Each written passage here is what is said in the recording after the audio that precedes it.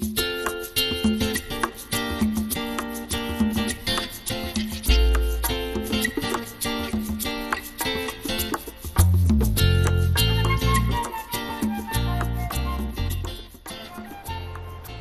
my pleasure to welcome you to the Boomer View. Today we'll be exploring topics that are near and dear to the hearts of baby boomers. The focus? Living longer, living better. My guests today include three very interesting, active, and accomplished baby boomers: Carol Ann Small, Amy Reamer, and Jody McDonald. Welcome to Andover TV. Thank you. Thank you, Lisa. All three of you work and take care of other family members. Tell us, how do you find balance in your lives? I'll start. I think balance is the most important thing. It's really what my mantra is all about. When we first moved here to Andover, I was working a full-time job, 70 hours a week. I had 3 kids under the age of 4. And, you're sort of thinking women can have it all. And it's hard, and it's not possible. So I decided at that point to find balance, and went out and started my own firm. Just kept it boutique and small, and it gave me an opportunity to balance my work life and be home with my children more and be able to be a part of their lives as well. So I think it's balance is really an important part of happiness. Yeah, I do a lot of planning. Things don't just happen by accident, right? You've got to put the time in to make sure that you're not overcommitting yourself and that you can still get the things done. You prioritize, and some things don't get done, and that's how you find the balance. And it's okay. Yeah, Things don't get done. Well, I think, like you were saying, some things don't get done. Sometimes it's what you let go of versus what you add in. Because I had a friend who would always say, okay, you have this huge to-do list. The trick is let go of some things and don't replace it with something else. And I, like you, decided that I wanted to be an entrepreneur and work for myself because that would fit my lifestyle better, because I don't mind working weekends or nights and I can fit in the rest of my life. So I think it's finding the lifestyle that works for you. Right. And then the balance of even writing it down and seeing where's all your time going? Is it going to work? Is it going to family? Is it going to friends? Is there any me time in there? And actually putting it in your calendar and keeping it. Just like an appointment. I have a friend, she's very well balanced, and she's an acupuncturist. She's one of the happiest people. Me time? Sure, me. You have to have your own theme song. No, because this is what we do. We tend to put ourselves last and say, when we have time, we'll go do it. But then the car gets done, and someone gets sick, and then you have a work deadline, and all these things. Actually, a month went by. Like we said, now it's already the end of September. So I say also, fitting it in and keeping that appointment with yourself to do something that's going to reinvigorate your spirit. Right, absolutely.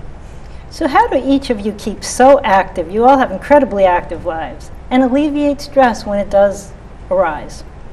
Well, I think it's right there. It's the me time, right? Mm-hmm. It is. It's girlfriends. It's going out and having a glass of wine and relaxing and scheduling it in.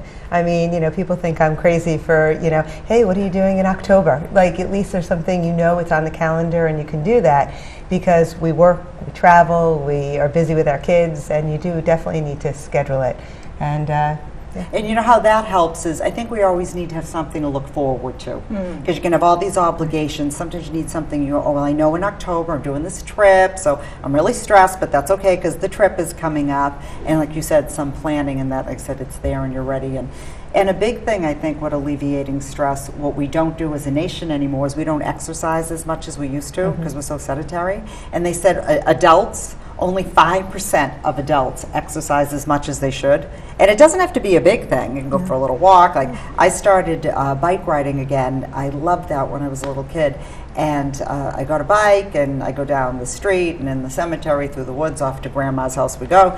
And it's so fun. I don't have to worry about someone running me over. And it's amazing, because that's, you drive now, people are texting. It's not relaxing. And we're from the generation you didn't have to wear the helmets, so now I reluctantly wear the helmets, and so I'm safe. And off I go. In the cemetery, because you never know.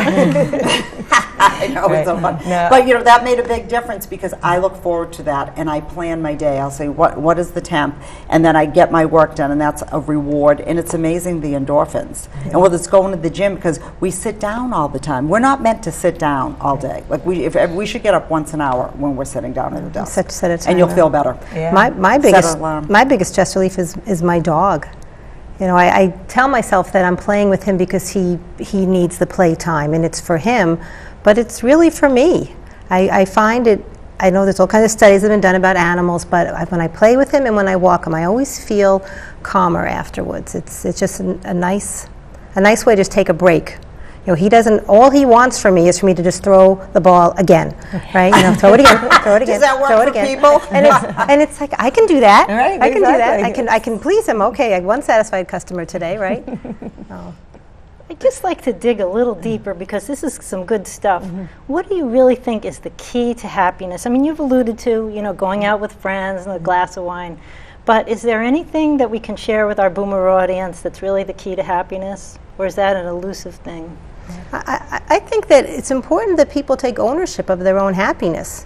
You are responsible for making you happy. You know, you can't say, oh, my husband let me down or my boss made me unhappy. It's you have the control to let things put you in a bad mood or a bad state of mind. So I think that's the first thing, just taking ownership of it. Right, I totally agree. And I heard a speech the other day, and they were talking about, finding love. And, whether you find love with someone else or you find love with a job or find love of yourself, I think that's what will make you happy. And, you taking the ownership and just, realizing your passion. I think Exactly. if you can It's your find your passion. passion in life, no matter what you do, you should be successful, right? I have a son who he loves to ski, and he wants to run ski resorts. And I asked him if he knew anything about global warming because I'm not quite sure it's the best career That's choice a right vital now. response. However, Just in case. my real thing is if he's passionate about it, I think he'll be very successful. You don't want to be at a job or in a relationship that you're not happy in. Well, you say job, look at Steve Jobs. What he did, what he was passionate about. You see these people, they started businesses in their garage, and why were they so successful? Bill Gates was another one. Should be thinking successful women too. But though they just came to mind. They started in a garage. Everyone thought they were crazy. And they followed their dreams, and they love what they do. And then you're not working if you're doing what you love. So Absolutely. you have to have something to look forward to and something to be passionate about. Right. And also remember, life is 24/7 now. I mean, when we were growing up, you weren't attached to a phone or a computer or, Skype or all this stuff. I mean, but it is all day long. So you have to enjoy what you're doing in order I mean, to do do it. you remember when advances in technology meant upgrading to a 4-slice toaster? Yeah. This is it. It's too busy. It is. And actually, I was thinking that on the way over here, as far as like people are in their phone, so I see everybody in their phone. I got in an elevator, I said hi to some young guy, and he just looked at me and froze. Because you And said then his you phone. said She hello. Hello, I don't know what to say now. And I said, okay, probably crossed the line here. And if you're always in your phone or you're on Facebook or LinkedIn, whatever, you're missing the people right in front of you, or if you're always in a hurry. And an example is we met in Mexico in passing at customs. I was like, I didn't do it, I didn't take it. So we met in passing. Leslie said hi to a friend of mine. He said, oh, she's from our area. And then we talked for maybe 3 minutes, 5 minutes. She said she had this great show. I said, call me, this is what I do. I'm a speaker, humorist, call me. And that connection happened because we weren't in our phones at that moment. It's true. It I is mean, true. like we live 20 minutes from each other. We Yeah. meet in Mexico. Right, right. So Oh, you you're never know 100% who's right in front of you. Yeah. But that is so true when you're walking around today. Right, everybody's in their own little bubble, and they've got their Bluetooth in their ear, and they're having a conversation with someone, not you. Yeah. Even when they're driving. Yeah, and I'm fearful for kids who are growing up with all of this and judging themselves against the rest of the world that's on Facebook and Twitter and all the other social media that's out there, and they need to find their own happiness and their own self-being. What are they supposed to be doing in this world, not trying to follow everybody else? So it'll be interesting to see the next generation. And what's kind of entertaining in a funny sort of way is like you'll see like young girls or guys walking down the street and there's a whole pack of them and they're not talking to each other. They're all in their phone talking to somebody else. So it's that detachment. There it is. Let's talk some more about that sense of humor. How can one keep a sense of humor during stressful or difficult times? You know, to have a sense of humor. My family had a great sense of humor. And they always say tragedy plus time equals comedy. And it really depends. I mean, my grandmother was from Ireland. She had this crazy sense of humor. My family, it was if something happened and it wasn't so great, but then you got through it and you felt better and the person didn't get hurt, it was funny. So I remember my grandmother, she had to be 70 at the time, and she goes, "Cattle, I'll never forget it. He fell down the stairs and his head went boom, boom, boom, all the way down. It's the funniest thing I've ever seen." And you're thinking, oh, dear That's not goodness. funny. It doesn't sound funny. But this would be my Right. Thanksgivings. And we were talking about this stuff, and my cousin said, "We just passed the piece." And it was funny because the person didn't get hurt. Or if you have something crazy happen, you go, "Oh, this is so stressful." Later on, those are our best stories. If you survive, just the Right. surviving. The surviving, you can take it and talk about how insane or stressful it was, and then it's funny. What can you do to turn, not in the moment, but what can you do to turn it around and keep it in perspective? And to have friends, because I have a good sense of humor, but then you have to have your posse, you have to have your team Right. that you call. And they help you, because I help other people Right, keep it in it's- well, it's perspective. the sharing but of the I need story someone to afterwards, keep right. me in perspective when I know I'm getting too stressed. You have to have that friend or that counsel that will just kind of. Right, absolutely. I was inspired the other night. I don't know if you guys watch Dancing with the Stars, but I happened to see Valerie Harper is on Dancing with the Stars. She was diagnosed in January with brain cancer. She was given 3 months to live. Yeah. 3 months to live. She beat it, she's in remission, and she decided to face this opportunity with humor. She was just like, you know, I don't know if I'm the world's best dancer, but I'm going to go out there. And she brought the audience to tears, standing ovation. It was unbelievable. It was the most inspiring thing I've ever seen. So, you know, I think that, yes, it's difficult if there's somebody terminally ill, but if you can get past that and hold on to, you know, your self-being, then I It sounds think, like she's holding on to her zest in life. Yes. Because she made us all laugh when we were kids. We just loved her as the sidekick. And I was astonished to hear that. And she was on an interview and said, her husband said, "Go do it." Right. Because I was thinking, can she do this? This is like, I don't think I could do it. And I'm healthy or so. It was wonderful, It's just yeah, amazing. But just yeah. think, like you had said, something to be passionate about. Right, I right, think it's wonderful. yeah, yeah. And that actually usually ends up extending people's lives. You hear when people have health issues and then they have nothing to look forward to, they're not around as much as people who have joy in their life and have something to look forward to. Absolutely. So I hear that all the time. Yeah, absolutely. So, you know, when the boomer years come, retirement is approaching. And more, I notice people seem to be working past the retirement age. Used to be 65, you were done. And Wouldn't that be 65 is the new 55, I think. I mean, have you noticed that? And Oh, absolutely. Well, I think it's a combination of if work is your passion, then it's not work, and why stop? Right? If you're, I mean, I think about my mom. She loved her job, and there was no question that if she had stopped working, she would have been a burden to everybody else because she would have driven us crazy, right? But she loved her work, and she did it right up until the day she died. It kept her young, it kept her interested, it kept her with a purpose. Right. Yeah, I think times are, you know, 65 is so young now. I mean, yes, I am approaching, you know, soon, not so fast. Not that close. Not that close. But, you know, they say, you know, 50 is the new 30, or, you know. Oh, so now they're just lying. Yeah, now Okay, they're all just right. You lying. know, 50's, I wish 50 was the new 30. Yeah, so 70 is the new 55 or whatever. There you go. But you don't see a lot of people, and I actually see a lot more people who are 50 years old. Their kids have left the house. They're starting careers all over again at 50 years old. I have friends who've gone back to law school. One's a nurse in an ER down in Boston. I have a friend who's a teacher. At 50 years old, they've decided that, you know what, my kids are done. It's my time.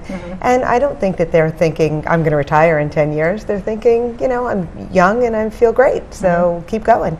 Well, they have you, I discussed this with a friend the other day. Your brain is not fully developed until you're 25 years old.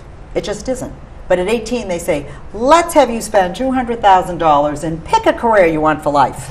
So I remember I tried to be a court stenographer. You see how well that worked out. And that didn't work out at all. I had to sit in the corner and be quiet. I was like, that did not work out at all. But I was young, and I said, oh, kind of entrepreneurial, and you can work for yourself. And I didn't think, oh, it's kind of a heavy environment, negative environment, sit in the corner, be quiet. It wasn't really who I was as a person. And then you come into yourself later, especially in the 50s. But you were saying, why are people working longer? With President Roosevelt in the 30s, when he put Social Security in place, 65. The average person lived to maybe 62, 58, 62, 63, some older, some younger. And now people are living into their 70s, 80s, 90s. They're living longer. That phase is like the longest phase of your life now. So hopefully it's something you're going to enjoy. Yeah. And I think people get nervous, I mean, at 60, do you have enough money to last until you're 90? That's 30 years. 30 years of mortgage payments and cars. You can't live on Social Security. But really, are you going to hang around for 30 years? How much you say, oh, I want a vacation, this. How much, imagine 30 years of just kind of puttering around, a little vacation, this and that. I mean, if you're doing something, it could be work, right? Or it could be gardening, or it could be something you really like. Like, I have different things I like to do, and I'm saving them. So, for instance, oh, I want to do a pottery class, I want to do stained glass. I said, I'm saving those when I'm not as mobile. And I said, well, maybe 80, but now I want to do the things that you have a little more vibrancy. I go, that's on the bucket list. I'll save those. Right. But just have new interests all the time. And plus, when you do new things, I think a great suggestion is go take a class. I remember years ago, I wanted to ice skate. I ice skated as a kid. I was okay, and I said, I'd really like to learn how to twirl around and stop. I said, I never kind of learned how to stop. So nobody wanted to do it. I just did it by myself. And then I made a new friend out of that, and it seems anytime I've gone and taken a class for something I am interested in, then you automatically have someone in the class who likes to do what you do versus dragging someone with you, especially like a maid or someone who does not want to be there. Why bother? It just opens up a whole new friendship and someone with the same interests. Right. There was a great article in the Wall Street Journal the other week about retirement and people retiring and feeling the obligation to do what your spouse does. So if your spouse loves to golf, you need to go and play golf. I'm in trouble. Well, they were saying that the key to happiness in retirement is go your separate ways. Don't go and do what your spouse. It's parallel play. They called it. Yeah, which is that makes a lot of sense. That. That You makes go a lot golf. of sense. I'm going to go ice skate, and then we'll have dinner together. And you told me about your day, and so it actually was an interesting. So you article actually have about something to talk about at the end of the day. Right. Makes you more interesting. It's funny, years ago, I remember my sister-in-law was planning a weekend away with her girlfriends, and I thought, was it your birthday, something special? And she's like, no, it's just I'm going away with my girlfriends. And I looked at her, I was so horrified that she was leaving her husband for a weekend. And now, I've been married 20 years, and I love my husband, but I love my girlfriends. And yes, there's nothing wrong with you having your friends and having your interests, and he has his friends and his interests, and I like that terminology, parallel play. Even the husband that's home on the couch, and I used to say, because my husband's a little more of a homebody, I think, poor Brian. He's home on the couch. I'm leaving him. He probably shuts that door and goes, woohoo! Because he doesn't have someone say, could you turn that TV down? That's a little loud. Are you watching sports again? Do you need anything to eat? So we're done. He probably wants peace and quiet. He can do whatever he wants. He has the house to himself. I mean, it's probably the same as if he wants to go out, he goes out. So. In what ways can we find fulfillment in the boomer years, even with an empty nest? Empty nest. It's so funny because even you look at Amy and I'm like, almost empty nest, boo-hoo, and Amy's like, almost empty nest, yahoo! Different perspective. 2 down, 1 more to go. Different perspective. So I mean, I am sad, but happy as well. I mean, I do share the excitement because you can take on new challenges. I mean, here's as we're all saying, you have an opportunity to do new things, to branch out. It doesn't have to be the same thing your spouse says. Do something I know. And I started hiking this summer. I've always wanted to hike, but my husband does not like hiking. I've been trying to convince him to hike with me, and I finally hiked on my own. And I didn't, make friends that I'm in touch with, but I did talk to people on the mountain. I wasn't the only one out there, and I was so proud of myself that I did it. And it was because I said, okay, I'm going to go do this, and I just did. I think we spent the first part of our lives taking care of everybody else. You know, I'm sort of thinking that the next phase is all about me. It's all good, right? I mean, whether you want to hike, I know, you know, people are taking cooking classes. There's so much out there, and it's exciting. It's an exciting time. So. And you change as a person. What you like to do in your 20s is not what you necessarily like to do in your 40s or your 50s. And they said women especially, you are the most yourself when you're 11 years old, and then once you hit 50. I said, well, what's that about? And they said 11 is before the hormones kick in, because the hormones kick in, and it's the caregiving hormones, because otherwise none of us would take care of anyone. We'd be like, see, I'm away for the weekend. So what it does, it's a physiological way so that we'll take care of the family. Right. But as the 50s, as that starts to go away, and now you really start coming back to who you were. They said if you want to know who you were, look at who you were at 11 years old. So that's why you see women doing great things. You know, they have their lives, and then they go on to become politicians, or there were even some famous actresses that look like, they had Audrey Hepburn was one years ago. Beautiful actress. She became an advocate for the children. And you just see that you want a bigger global helpfulness. It's just you change as a person. So now you freed up a little bit to do those kind of things. You have to start in your own backyard. Like still taking care of people, though. Yeah, it is, but it's like in a different way. But they're also going out. It is taking care of people and giving back, but also going out. Like you said, you may want to do a trip or do something that you kind of put on hold because you had other obligations. So, I've spoken with each one of you collectively and individually, and each one of you has mentioned gratitude playing a role in your life and how it makes you feel.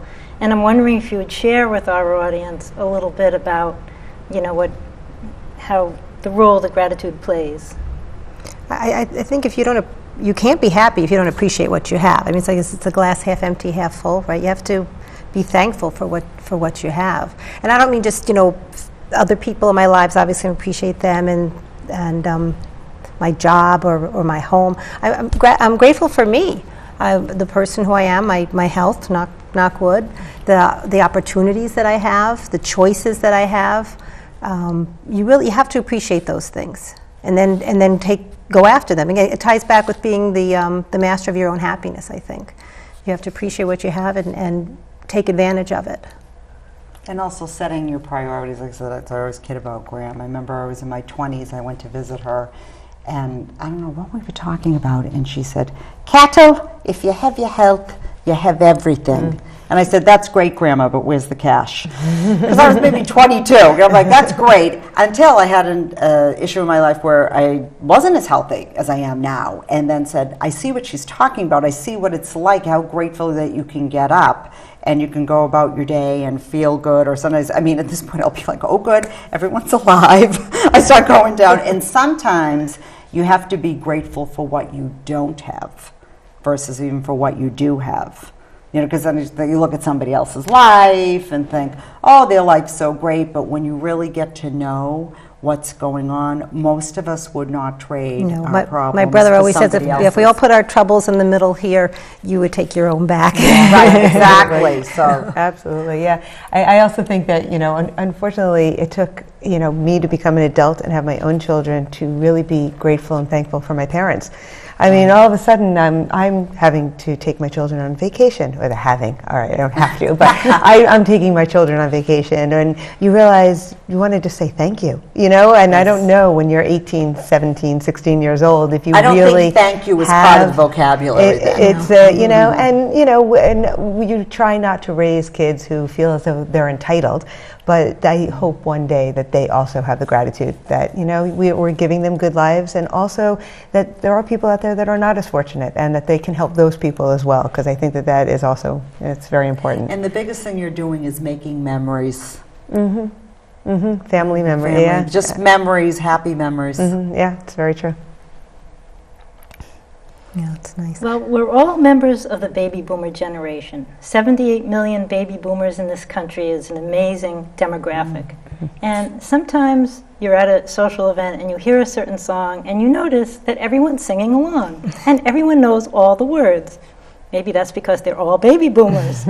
And so I was thinking sometimes it feels like everyone knows the words of being a baby boomer because we're all at a similar point, maybe part of the sandwich generation, or we all know the words talking about retirement planning or what have you. And so I was wondering if you could each speak a bit about how this, being part of this demographic affects your life, if at all, and if it affects your way of thinking or living in any way.